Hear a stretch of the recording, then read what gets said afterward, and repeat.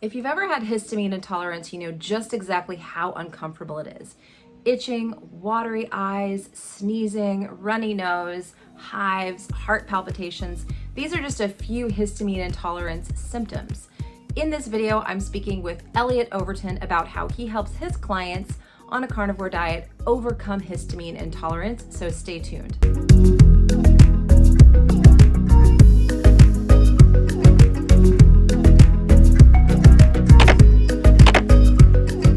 Welcome back, my friends. My name is Sarah. I am known as Carnivore Yogi. Thank you so much for being here and clicking on today's video. Today, again, I am speaking with Elliot Overton. This is a short snippet of a very long conversation we had. If you want the full conversation, please go to my podcast, which is linked in the information section below for you guys. And I'll throw out a quick little survey here. Those of you who are my YouTube loyal listeners, if you want me to put the full episode, it is long up on YouTube, just comment full episode below this video so I know if there is an interest for that sort of thing, and I will consider doing that at a later date. However, in this episode, Elliot and I dive into histamine intolerance. As I mentioned in the very beginning of this interview, I had histamine issues growing up, and going on a carnivore diet, they finally went away, only to resurface about a year into my carnivore diet. So we really get into the nuances and how certain mineral imbalances and nutrient imbalances can cause this histamine issue. So make sure that you watch the full video. This episode is going to be sponsored by Let's Get Checked. Now, one of the things we mentioned is micronutrient levels, measuring your zinc, your copper, your magnesium. And if you do the micronutrient test, you can actually test your magnesium, copper, selenium, zinc, vitamin D. You guys know I'm a huge sucker for vitamin D, B12, and vitamin E. And all of these things you can do from the comfort of your home, get your results online, and you can use my code YOGI30 to get 30% off. I am checking in with my vitamin D levels, and as I continue to heal my histamine intolerance, I no longer have issues with my histamines after working to balance out these specific minerals and nutrients. I can eat things that are left over, I can drink my bone broth, and I am just fine now. So those of you who are dealing with histamine intolerance, I really do want to put Let's Get Checked out as a resource for you to check these things for yourself, to see where you actually stand with these micronutrients. Vitamin D, I believe, is essential. You'll want to stay tuned. Next week, I have an interview with Dr. Courtney Hunt, MD, coming out where we dive specifically into vitamin D and histamine. So these are also related. I definitely recommend you get this test if you are curious about where your micronutrient levels stand. Now, I hope you guys do enjoy this interview with Elliot Overton. Don't forget to like this video, share it with anyone that you could feel would be helped. Leave me a comment below. It helps to get the information out to more people. And I will talk with you guys in the next video. But histamine, this is a thing I'm seeing that people are dealing with. They'll do carnivore for a while. I did it for about a year, and that's when I started having all of a sudden histamine problems. And I'd had histamine growing up. I always had eczema and was very sensitive to histamine. And then it kind of had gone away. Going carnivore, I had this honeymoon period of like a year, and I was like, oh, it's cured. And then it came back like even worse than before. And I've had to do a lot to deal with histamine. Now I can eat avocado and drink bone broth and I'm fine, and eat leftovers. But I see this actually happening quite a bit with people that do a carnivore diet. What are your thoughts on that? And how would you help someone that has histamine issues? Okay, another rabbit hole. I know. Without going into too much detail, right? It depends what you mean by histamine intolerance or histamine issues, because it's like a spectrum. Okay, we have someone with a little bit excess histamine, and getting a runny nose or getting a bit flushed, getting a bit sweaty, a bit of a headache, feeling a bit dizzy, and then we have mast cell activation syndrome. Okay, and that is the end of the spectrum. Now, mast cell activation syndrome oftentimes it's an entirely different animal. I don't believe it falls under the same category as histamine intolerance, but some people, if they've got MCAS, then they identify as having histamine intolerance. I would say that they're parts of a spectrum, but oftentimes the MCAS usually has a much more sinister cause. Okay, so people who have very extreme severe histamine reactions at the slightest amount of histamine, and sometimes even when there's other triggers, it's not even just histamine, but their mast cells are just releasing copious amounts of histamine all the time. These people oftentimes they have underlying mold issues, so issues with their environmental mold exposure, oftentimes in their house. Sometimes it can be a past issue. They have some kind of a systemic infection, whether it be Lyme disease, Babesia, Bartonella, one of the kind of stealth hidden infections that can evade the immune system, or something like that. So I would say I'd put them put them away at the moment, because for the majority of people, histamine intolerance is the runny nose, is the headache, is the feeling a bit tired. Heart I mean, this kind of palpitations. heart palpitations, of course. So, right. So with this issue, again, it's like going at it with as a detective. We want to, first of all, understand all of the things, or the majority of things, which can cause histamine intolerance. Okay. Because we all have high amounts of histamine, or we all have a good amount of histamine. We're releasing it all the time. It's part of our immune system. It's actually beneficial in a variety of ways. We need histamine to generate stomach acid. Okay. So actually, it's like, why do some people have a difficulty? Why do some people make excess? That's one question. A second question is why can some people not get rid of it as fast as others? Okay, so we need to consider these two different things, because generally histamine intolerance is either a problem that they have too much of it being made, or alternatively, it's an issue that they can't clear it, they can't detoxify it, they can't inactivate it. Okay, so on a carnivore diet, why might someone have an issue with histamine? First of all, I would be looking primarily at nutrients. Okay, at the nutrients that they are taking in through their diet, whether they have sufficient minerals, whether they have sufficient B vitamins, etc. So I'll give you a couple of examples. Right. First of all, if someone's on a carnivore diet and they eat a predominantly muscle meat based diet, then what they are going to be getting high amounts of is zinc, and they're likely not going to be getting much copper. Okay. So if that goes on for a long enough period of time, you can get a bit of a zinc dominance and a copper. The two minerals, they act as an antagonistic pair. So when you have high amounts of one, it can deplete the other. When you have high amounts of another, it can deplete the other. They kind of work together, but also at odds with each other. So someone who's on a very high zinc diet and quite a low copper diet, if they are not consuming organ meat, liver is one of the best forms of copper in the diet. If someone's not consuming organs, yet they're consuming lots of muscles, it's pretty easy to develop an imbalance. So the enzymes which are involved in breaking down histamine require copper as a cofactor. Okay. So if we do not have enough copper, then we can't break down histamine, and therefore it's an issue of clearance. Okay. So what I'm going to be looking at is a plasma minerals panel, or looking at plasma zinc, serum copper or plasma copper, and maybe some of the other minerals, but it's primarily going to be looking at the balance between zinc and copper. So sometimes it can be as simple as, if someone has high zinc, they have low copper, start to consume organ meats, continue with the muscle meats, but actually supplement with a form of copper, such as a copper glycinate. Okay, they might go 2 to 4 milligrams per day for a month and then retest.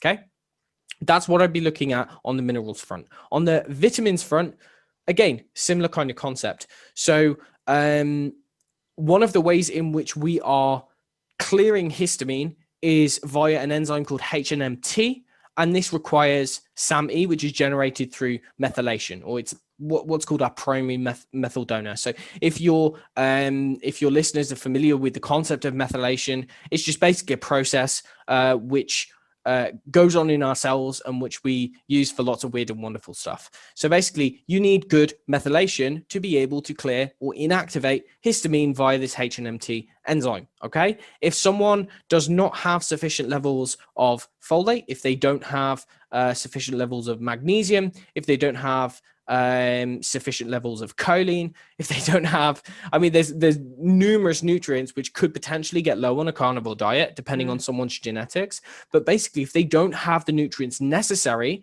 for for recycling homocysteine back to methionine, basically through running around this methylation process, then the chances are they're going to be less likely to be able to clear histamine from their body. And there we see another issue with clearance. Thirdly, and let me know if I'm kind of going too deep into it or if I'm just talking for too long. I don't want to it's bore good. listeners.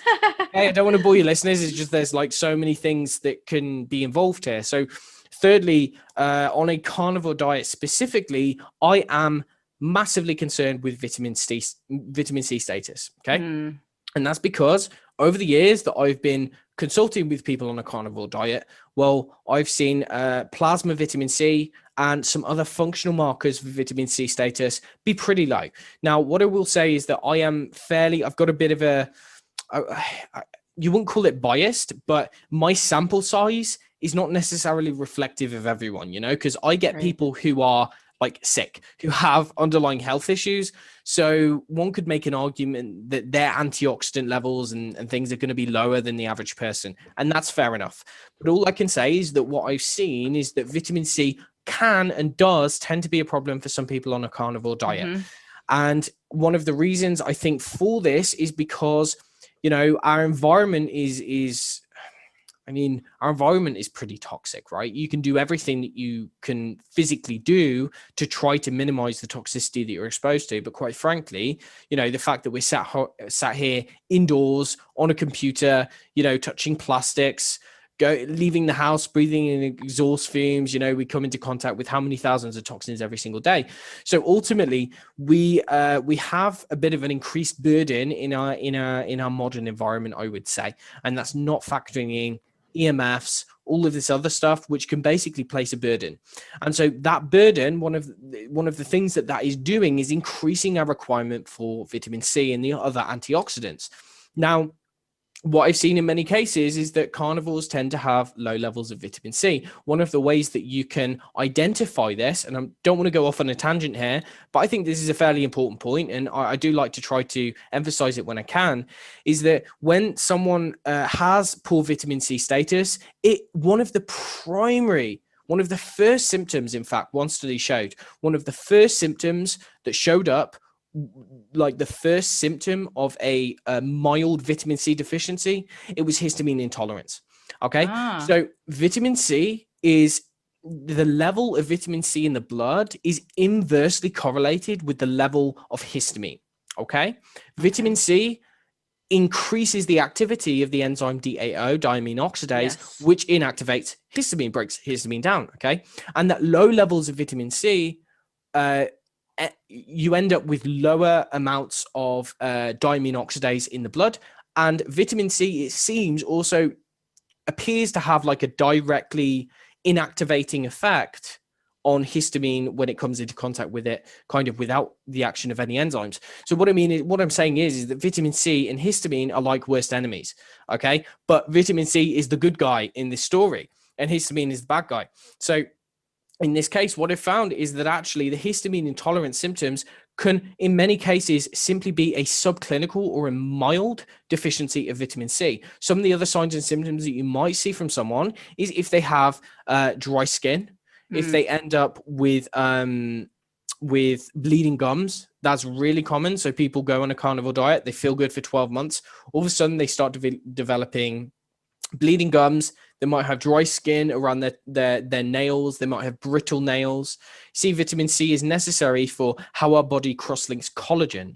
Now, collagen, you can get as much collagen as you want in the diet. That's excellent. You can get all the amino acids. But if you don't have enough vitamin C, then you can't properly incorporate that collagen into your own tissue.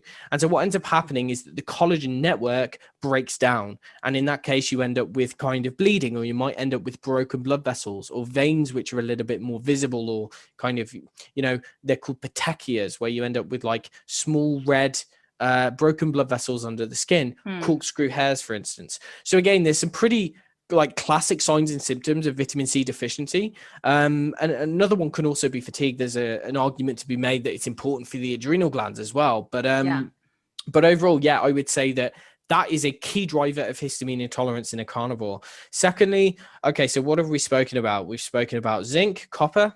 We've spoken about methylation. We spoke B6 is really important. So again, B6 is not usually low on a carnivore diet, but I have to mention that. Vitamin C, sometimes if they have underlying gut issues, then sometimes it can be actually excess histamine, which is generated via the gut bacteria. There are some pretty good probiotics which can kind of counteract that effect.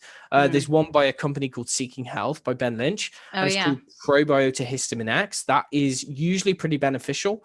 What I would usually use is, you know, here we're talking about the underlying causes, like nutritionally speaking. So if someone has, you know, if they have any of these imbalances, then no matter what you do to the gut microbes, or, you know, you take certain polyphenols which can help reduce histamine and things, it's not really gonna, it's going to be putting a band-aid on it. It's going to be symptom management, because if the cause is nutritional deficiency or an excess, then that's going to be the way that you're going to fix that. But again, if it is coming through the gut, or if someone does have intestinal permeability, for instance, then histamine generated in the gut can get into the blood in much higher amounts than would be otherwise, and therefore someone can actually less of a problem with clearance of histamine. It might be that they've just got so much coming in that they can't process it, they can't physiologically process it. So trying to address, if there is anything going on in the gut, try to identify that. If there is any kind of underlying infection, sometimes staph or strep, that can be associated with histamine intolerance. So again, looking in that direction, but that's not usually the first place I would look. Usually the first place I would look is some of the key, primarily methylation, copper, vitamin C, B6, maybe some of the other B vitamins. But overall, that's the kind of thing that I would be looking at for in histamine intolerance. Now, in some people, nearly done. In some people, what will happen is that they will try all of those things and they still do not see any improvement whatsoever. Now, in that case, it could be that they are having some kind of an allergy to a food that they're eating. For instance, some of the key foods that I find people being allergic to is eggs and dairy, right? Yeah. Commonly looking at food IgG panel, I don't know if you run those, but egg white is the single most common protein that I see across the board that people cannot tolerate, or that they have an immunological reaction to. So if they're having a food intolerance, and this also relates to one of your previous questions, a problem with the gut. If they've got a problem with digestion, this is something we haven't spoken about, but that actually is really important, is looking if they have any immune reactions against foods. So usually that is eggs. Sometimes it's egg yolks. Usually it's egg white. Usually it's dairy protein. Sometimes it's lactose.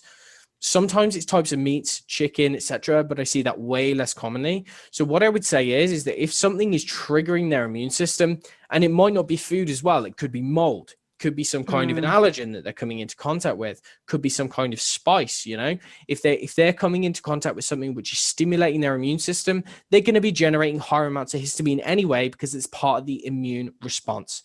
Now, if you do all that basic stuff and then you can't find what the problem is, and actually you find that you're someone with severe histamine intolerance, chances are you've probably got mast cell activation disorder. And if that's the case, or mast cell activation syndrome, MCAS, chances are there's something much deeper, which is aggravating or stimulating the immune response, which is not going to be fixed by the traditional kind of histamine reducing remedies. You know, some people, rightly so, they will freeze their food immediately upon getting it. They won't eat leftover food. They won't, they'll watch how they're cooking their food and things. But overall, it's very much symptom management, because fundamentally there is a cause, you know, and the majority of people, myself included, have zero problem with eating leftover food, with eating slow cooked food, you know. So there's a reason biochemically, there's a biochemical defect somewhere, or some kind of an imbalance, which kind of needs to be investigated.